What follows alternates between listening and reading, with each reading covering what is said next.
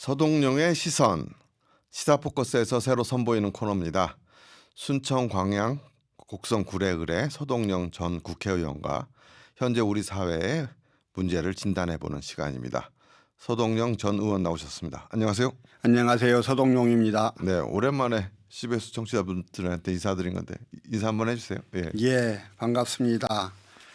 국회의원을 안 하니까 방송에 출연할 기회가 상대적으로 좀 적기도 했습니다. 저는 요즘 이제 광양에 변호사 사무실 등록을 했는데요. 예. 정치를 하는 사람이다 보니까 지역 내 일반 사건들을 수임하기가 되게 어려워요. 서로 이해관계들이 그렇죠. 많이 얽혀 있는 문제여서 그래서 일반 사건들은 안 하고 여순 사건 그 피해자들 유족들이 국가 상대로 손해배상 소송하는 것만 좀 같이 좀 하고 있고요. 예. 그거 때문에 좀 많이 바쁘게 그렇게 지내고 있습니다. 그래요. 그래서 오늘 최근에 이제 개정된 여순사건 특별법 개정안 이걸 이제 우리 첫 순서로 아이템을 잡았는데 뭐 그 얘기 하기 전에 지금 탄핵 정국이 워낙에 그 얘기를 안 할 수가 없어. 서울에서도 하도 많이 얘기해서 이 얘기를 할까 말까 많은 생각을 했지만 안 하고 넘어갈 수는 없을 것 같아요. 예. 탄핵이 됐습니다. 그간의 한 10여일의 과정 어떻게 보셨어요? 일단 이제 사고치고는 너무 황당한 사고를 쳐버린 거지 않습니까? 뭐 도저히 지금 이 대명천지 21세기에 가능할 거라고 아무도 상상하지 않았던 일들이 벌어진 거고 이로 인해서 이제 민주주의와 민생경제 안보와 통일에 큰 그 상처를 입혔던 거고요. 지금 주식시장이 며칠 만에 144조 원이 증발했다고 하지요. 네. 비상계엄을 처음에 실시하면서 군 작전권과도 관련이 있는 미국 대통령에게도 통보를 안 하고 이게 시도를 했다는 거여서 윤석열이 그동안 그렇게 강조하던 한미동맹에도 좀 타격을 입게 생겼고요. 그다음에 이제 각국이 지금 한국을 여행 이용국으로 지정하고 환율은 또 1,430원대로 좀 치솟아 있어서 이게 경제에 미치는 효과들이 굉장히 좀 큽니다. 어쨌든 이런 상상도 하지 못했던 사고를 쳤는데 그럼에도 불구하고 우리 국회가 나서서 헌법적 절차에 의해서 이걸 빨리 마무리를 좀 지어줬다. 이번엔 국회가 제 역할을 한 거다. 근데 이제 국회가 제 역할을 또 하게 된 데는 국민들의 그 민주주의에 대한 강한 열망 이런 것들이 즉각 표출이 됐고 그것들이 국회가 저 역할을 하도록 계속 뒷받침하고 지탱해 줬기 때문에 가능했던 거다. 그래서 이번은 국민과 국민의 승리였고 국회가 또 저 역할을 했던 거다 이렇게 좀 생각이 들고요. 이제 국민의힘은 탄핵 과정에서 처음에는 불참을 결정을 했다가 뒤에 이제 투표에 참석은 하되 부결 당론을 결정을 했어요.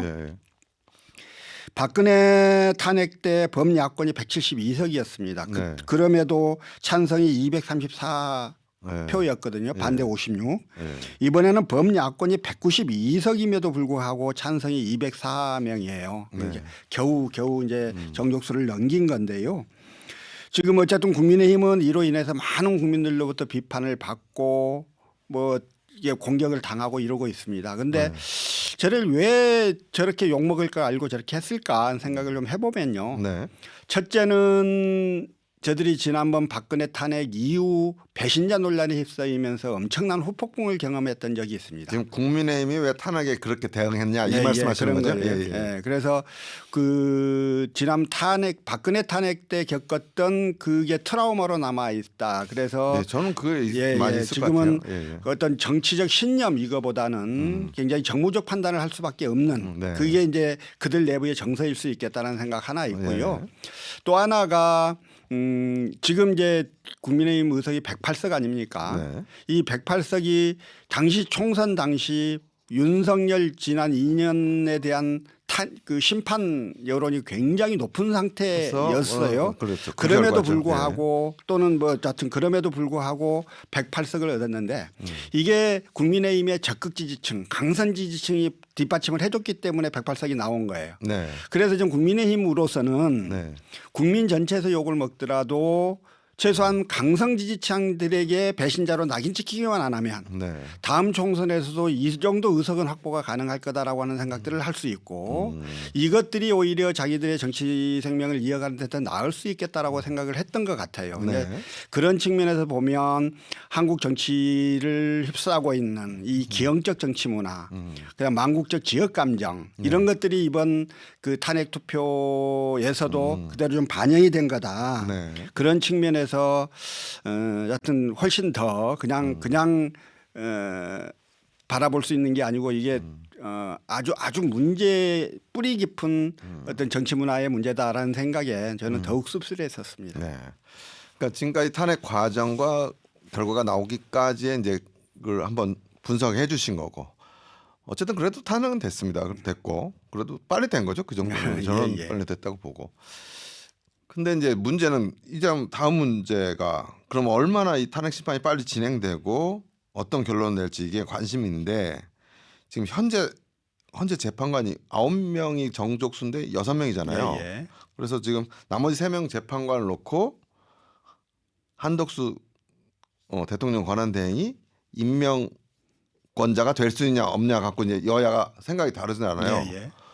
각각의 생각들에 대해서 어떻게 우리 서동영 의원 일단 보세요? 예. 현재 재판관 9명은 대통령이 3명 임명할 수 있고요. 예, 대법원장 3명. 예, 임명은 9명을 다 대통령이 합니다. 예, 임명은 대통령이 하죠. 9명을 다 하는데 추천이 그중에 3명은 대통령이 직접 결정해서 임명을 하는 거고 3명은 대법원장이 추천하는 사람을 3명은 국회가 추천하는 사람을 예. 이렇게 임명하도록 돼 있는 건데 네. 지금 이제 6명 현직의 6명은 대통령과 대법원장이 추천한 사람으로만 구성이 돼 있고 그렇죠. 국회 추천 국회 3명이 빠져 추천목 없는 거죠. 3명이 좀 예. 빠져 있는 거죠. 네. 그래서 그거를 이제 민주당에서 2명, 국민의힘에서 1명 이렇게 추천을 해서 갈 건데 네. 문제는 추천을 하고 난 다음에 한덕수 권한 대행이 이들을 임명할 수 있느냐. 임명권자로서의 자격이 있느냐. 예. 이제 이런 문제에 관해서 박찬대 원내대표, 권성동 원내대표가 이제 거의 세게 뭐 한번 이제 붙었고 네. 그 다음 날 과거 추미애, 박범계 이런 민주당 의원들이 뭐 그건 안 된다 이렇게 이야기했던 예전에 그 발언들이 나오고 또 같은 취지로 반드시 그건 된다라고 이야기했던 권성동 원내대표의 2017년 발언들이 나오면서 지금이랑 상황이 반대돼요. 완전히 반대되니까 이제 입장도 완전히 반대 의견을 이야기하는 이제 이런 것들입니다. 근데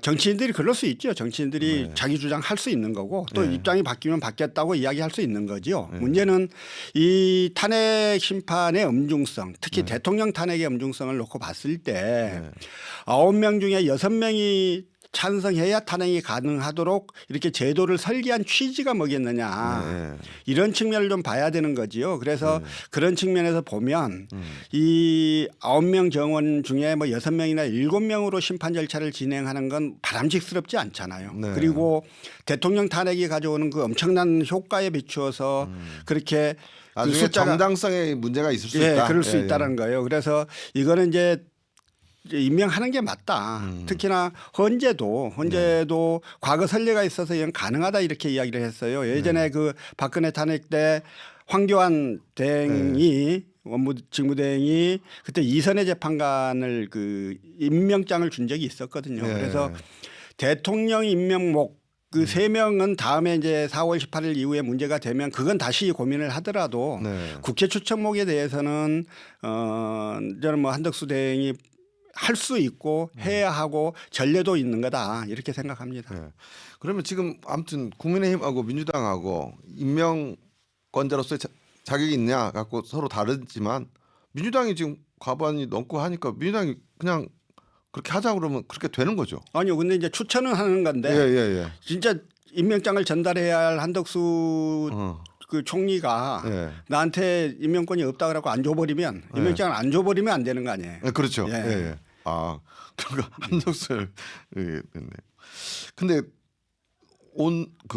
한편으로는 지금 대통령 탄핵 말고도 올라와 있는 공직자들 그렇죠. 뭐 지금 뭐 감사원장, 법무부 장관 다 탄핵 올라와 있잖아요. 그것도 14명이란 말이에요. 이게 계류 중이에요. 이거 다 헌재가 다 해야 되는 거잖아요. 헌재가 다 해야 되는 거죠. 예. 그러면 대통령 탄핵은 먼저 빨리 하는 겁니까? 어떻게 되는 겁니까? 예.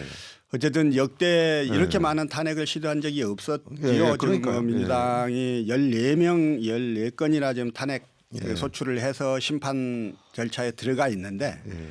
근데 이제 그들에 대한 탄핵도 중요하지 않은 문제가 아닙니다. 예, 예. 뭐 장관에 대한 탄핵이니까요. 예, 예. 그 빨리 마무리를 지어야 되는 건 맞는데 그들보다는 대통령 탄핵에 가지는 의미가 훨씬 네, 중요성이 훨씬 크죠. 중요한 문제고 그 효과가 훨씬 크니까 우선 이제 다른 문제들도 열심히 해야 되겠지만 네. 지금 현재로서는 대통령 탄핵에 집중해야 하는 게 맞고 또 현재도 이제 그런 입장을 갖고 있는 걸로 보입니다. 예, 알겠습니다.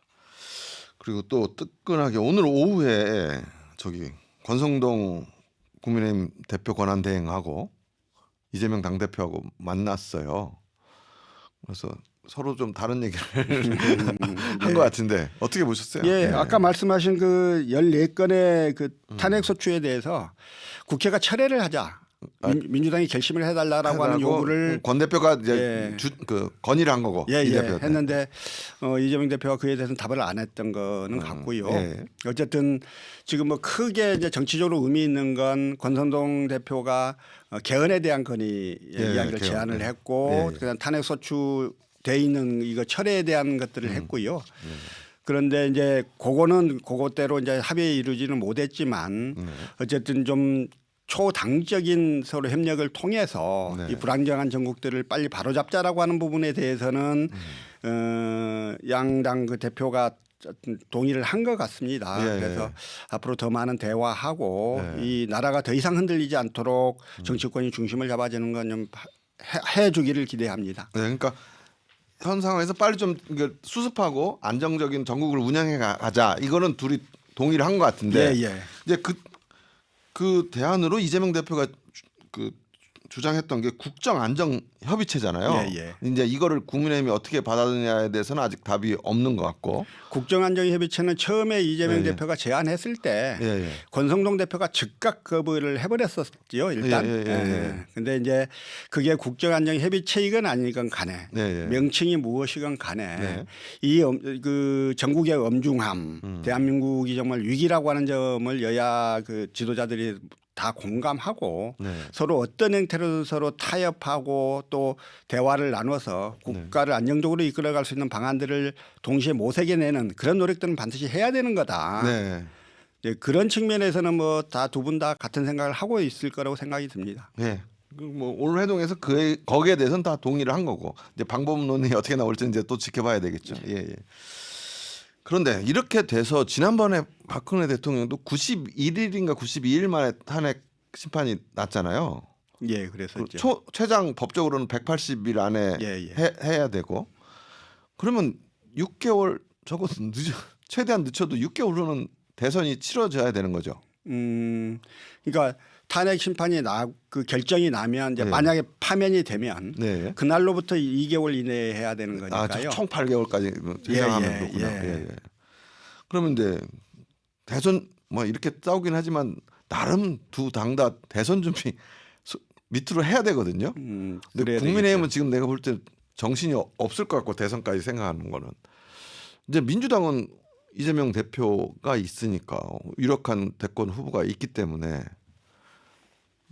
대선 준비 체제가 가동될까요? 아니면 아직은 그걸 가동시키기에는 국민들이 보기에 좀 그래서 조금 민주당이 겉으로, 대놓고 그렇게 하면 국민들이 욕하지 않으시겠어요? 네. 그래서 저는 뭐 그러지는 않을 거라고 보고요. 그러나 이제 민주당은 거대 정당이고 네. 대선을 지금까지도 많이 치러본 정당이기 때문에요. 예. 어느 정도 좀 훈련된 것들이 있습니다. 그래서 그걸 뭐 대놓고 지금부터 대선 준비를 위해서 꼭 편안한 어떤 준비를 하지 않아도 네. 큰 문제는 없을 거라는 생각이고 무엇보다도 이제 대선 국면으로 들어서면 그 당을 대표할 후보가 문제일 텐데요. 네. 민주당은 지금 이재명 일극 체제적으로 거의 정리가 돼 있는 거고 예, 그렇죠. 이재명 대표 외에 다른 대선 후보를 좀 생각하거나 고민할 계제도 아닌 것 아니고. 같습니다. 예, 예. 예. 그래서 이제 뭐 그 부분은 그렇게 갈 텐데 이제 이재명 대표한테 유일하게 남아 있는 리스크가 사법 리스크였는데 예. 그 사법 리스크를 참 아이러니하게도 윤석열 대통령이 비상계엄이라고 하는 사고를 쳐가지고 예, 예. 조기 대선이 가능하도록 만들어 줌으로써 예, 예. 사실 사법 리스크의 위험 예. 이거를 이재명 대표한테는 많이 좀 낮춰져 버린 거 아니에요? 그렇죠. 예. 민주당으로서는 이런 조건 하에서 준비를 해 들어갈 거니까요. 근데 대선 기간에 1심이 안 나온 판결 같은 경우는 만약에 대선을 치러지고 대통령이 되면 그 다음에는 거기에서 벗어나는 거죠, 법적 그거에서. 그거는 지금 좀 견해가 다른 거 아닙니까? 아 그래요? 예, 예. 그러니까 대통령이 당선되면 예. 대통령은 내란 또는 외환해제를 범한 경우를 제외하고는 형사소추를 받지 않는데 않으니까. 예. 그 전에 문제됐던 재판은 어떻게 할 거냐? 대통령 당선되면 소추를 받지 않는 거지 재판을 받지 않는 거는 그러니까요. 아니다 이렇게 볼 수 있는 거군요. 그렇게 보는 시각이 있고 예, 예. 그 내란과 외환해제를 제외하고는 소추를 받지 않는다라고 하는 그런 규정의 취지가 대통령이 안정적으로 안정적인 국정운영을 할 수 위한 있도록 거니까. 하기 위한 것이라고 보면 예. 기왕 진행되던 재판도 모두 중단해야 된다 이런 주장이 있는 거고요. 예. 어쨌든 이재명 대표 재판 문제는 앞으로도 계속 이제 그런 시비들이 계속 좀 이어질 수밖에 없는 문제이긴 합니다. 네, 알겠습니다. 뭐 서동룡의 시선 코너 통해서 매주 우리 격주로 하기로 했으니까요. 예, 예. 예, 그때마다 이런 얘기 나눠보고요. 원래 아이템 여순사건 특별법 개정안이 처리가 됐습니다. 지역사회에서 이거 처리 안 될까 우려하는 목소들이 되게 많았는데 다행히 됐어요. 예. 어떻게요? 지난 이제 행안위에서 그 개정안이 의결된 건 11월 28일이었어요. 예, 예. 근데 12월 3일 날 이제 그 계엄이 있지 않았습니까? 예, 예, 예. 근데 그날 법사위에서 의결을 했고요. 예, 예. 근데 그 바로 이제 그때 본회의가 있었는데 본회의 때는 그 올리지 않고 12월 10일 날 본회의에서 올려서 이제 의결을 했습니다. 예. 지금 이제 그나마 굉장히 다행이라고 생각하는 게 그러니까 가장 좀 핵심적인 문제가 여순 사건의 조사 기간 문제였거든요. 그렇죠. 지금 현재 법을 저희가 만들 때 조사 기간을 언제로 할 거냐, 얼마간 할 거냐에 대해서 2년으로 정해놨었단 말입니다. 어떤 분들은 왜 그걸 좀 길게 하지 짧게 했냐라고도 이야기를 하시는데 길게 하면 위원회가 너무 좀 처질 수 있어요. 예, 그래서 빨리 좀 그 긴장감을 가지고 일을 하도록 하기 위해서는 시간을 좀 짧게 갖는 게 의미도 있는 것이어서 그렇게 했고 이후에 필요하면 연장을 하겠다 그랬는데 그 조사 기간 2년이 다 된 게 지난 10월 5일이었단 말입니다. 그렇죠. 예. 근데 10월 5일 날이 지나도 조사 기간 연장이 안 되고 이러니까 법이 개정이 안 되고 그러니까 사람들이 굉장히 좀 걱정도 하시고 이랬는데 지역사회에서 이번에 걱정이 이제 많았죠. 예, 이것이 조사 기간이 연장이 안 되면 6개월 안에 진상 조사 보고서가 나와야 되고 보고서가 일단 명문화돼서 나오면 그 다음에는 바꾸게 뭐를 수정하기가 어려우니까 조사 기간을 연장하는 건데. 예. 예. 그러니까 아마 뭐 진상조사 보고서를 바로 작성하지는 않았을 것 같기도 하고 또 실제로도 좀 그랬습니다만 어쨌든 법적으로는 조사 기간이 다 끝나버린 위원회가 계속 전속하는 건 굉장히 좀 이상한 거였거든요. 그렇죠. 그러니까 활동을 제대로 할 수가 없었고요. 그래서 그 문제는 참 돼서 다행이고 또 이번에 이제 통과된 내용들을 좀 더 보면 위원회를 구성할 때 국회에서 4명을 추천하도록 하는 규정들이 들어가 있어요. 원래는 어떻게 위원회가 2개잖아요. 예. 그 국무총리 산하의 위원회가 있고, 예, 그건 중앙위원회라고 하고요. 전라남 도지사가 위원장으로 있는 실무위원회가 있고요. 그래서 지금 저희가 이야기하는 건 중앙위원회고요. 중앙위원회는 국무총리가 위원장이고 당연직 위원들이 있습니다. 그게 이제 법무부 장관, 법제처 장관, 국방부 장관, 행안부 장관 등이거든요. 그래서 그리고 유족 대표가 2분이 들어가시고 나머지는 위촉하는데 그건 이제 국무총리가 위촉을 해요. 아, 국무총리가. 그러니까 이렇게 위촉을 하는데 지금 이 정부 들어서 계속 아주 구구적인 뉴라이트 시각을 갖고 있는 뭐 이런 사람들을 자꾸 임명을 하고 또 임명을 하려고 하기 때문에 그 문제에 대한 우려가 되게 있었거든요. 그래서 이제 그걸 국회에서 아예 위원회 구성 시에 4명을 추천하도록 하자. 15명 안에 4명을 국회 추천. 이런 조항이 이번에 이제 들어갔기 때문에 국회가 상대적으로 그 좀 추천을 통해서 더 나은 사람들을 좀 확보할 수 있는 방법은 생겼습니다만 사실 국회 추천이라고 하는 방식 뭐 그렇기만 하면 문제가 없는 건가에 대해서 예컨대 방송통신위원회 위원장 그 위원 추천도 국회 추천을 놨는데 이게 잘 안 되지 않습니까? 예, 예. 서로 갈등이 처음에 와야 됐을 때는 그런 것도 잘 안 되는 문제가 있어서 그렇죠. 예. 앞으로 운영을 좀 잘해야 될 것 같고요. 또 하나가 이제 특별 재심을 넣었습니다. 특별 예. 재심은 희생자는 이제 특별 재심 청구 근거 마련했다. 예, 이렇게. 예. 그러니까 그 이제 당시 재판을 받고 직결 처분되신 분들이 있고 재판을 받고 처형되신 분들이 있습니다. 예, 예. 재판을 받고 처형되신 분들은 당시 유죄 판결을 받은 거고 예, 예. 그래서 이걸 무죄를 다시 받으려면 재심을 해야 됩니다. 예, 예. 근데 최초의 재심이었던 장한봉 선생님 그 재심 때만 보더라도 예, 예. 순천 법원에서 재심 결정을 하고 나서 대법원까지 최종 그 재심 결정이 날 때까지 5년 5개월인가 그렇게 아, 걸렸어요. 예. 그래서 이제 그렇게 길게 가지 말고 여순사건위원회에서 희생자로 결정하면 바로 재심이 좀 들어갈 수 있도록 예, 예. 재심을 개시하는 것만이라도 좀 간이하게 가자 이런 취지에서 특별재심제도가 이번에 됐고요. 네. 그다음에 이제 진상조사 보고서를 예. 작성을 하면 이걸 국회 소관 상임위 행안에다가 보고할 수 있도록 해서 네.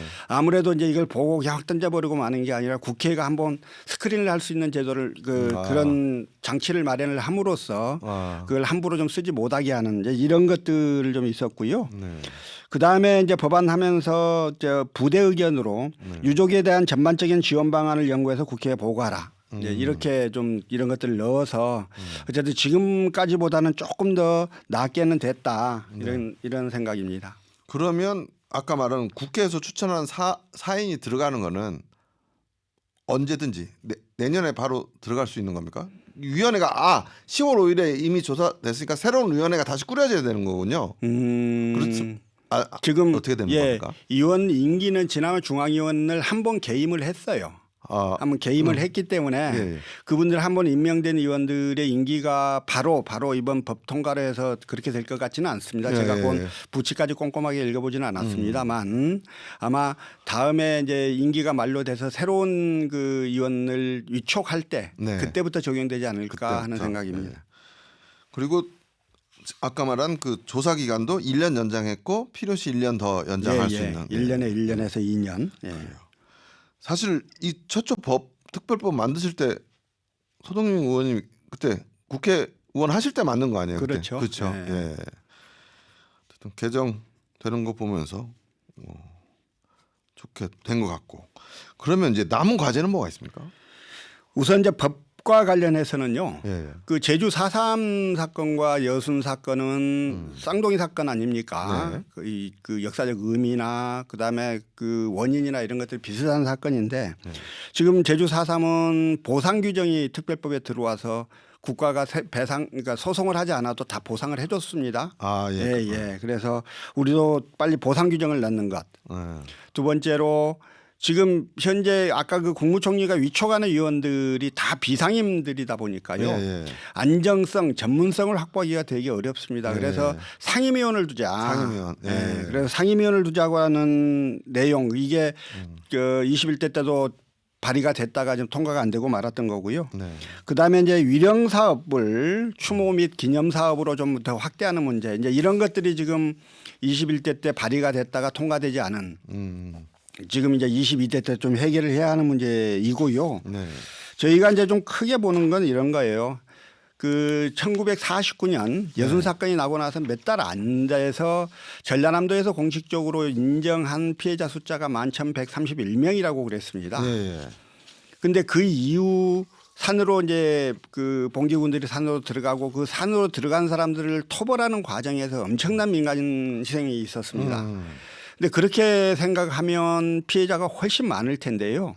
지금 이번에 이제 여순특별법이 만들어지고 나서 신고하라고 그랬더니 신고 건수가 7,200건밖에 안 됐습니다. 그건 우리가 생각하고 있는 것보다 훨씬 적었던 거거든요. 그런데 왜 그랬던 거냐면 그때 그 엄청난 희생을 당하고 이분들이 이제 그로부터 지금 76년간을 숨죽이며 숨기며 이렇게 살아야 됐던 거예요. 그러니까 그리고 좀, 예, 특히 다 이제 돌아가신 것도 있고. 예, 특히 이제 자기 고향에서 살기가 어려우니까 이사를 가시거나 이러신 분들도 많은데 가서 여순 사건과 관련자다라고 이야기를 하면 자식들의 인생에 문제가 생길까봐 다들 입 다물고 숨기고 살았단 말입니다. 그래서 그분들이 돌아가시고 나니까 그 자식들이 자기가 이 여순 사건 희생자인지를 몰라요. 모르는 거죠. 예. 그래서 이제 이런 문제들은 좀 더 적극적인 홍보와 좀 설득과 이런 과정들을 거쳐서 이 반드시 진상을 규명하고 또 피해자들의 명예를 회복해줘야 하는 일이니까 그런 부분들은 실무위원회 차원에서도 그렇고 각 지자체들이 지금보다 훨씬 더 많은 노력들을 좀 해줘야 한다. 예, 알겠습니다. 시간이 거의 다 되는데 앞으로 이 코너 통해서 우리 서동현 전 의원께서 계속 좀 얘기를 해주셔서 홍보하시길 부탁드리겠습니다. 그렇게 하겠습니다. 예, 오늘 말씀 감사합니다. 고맙습니다.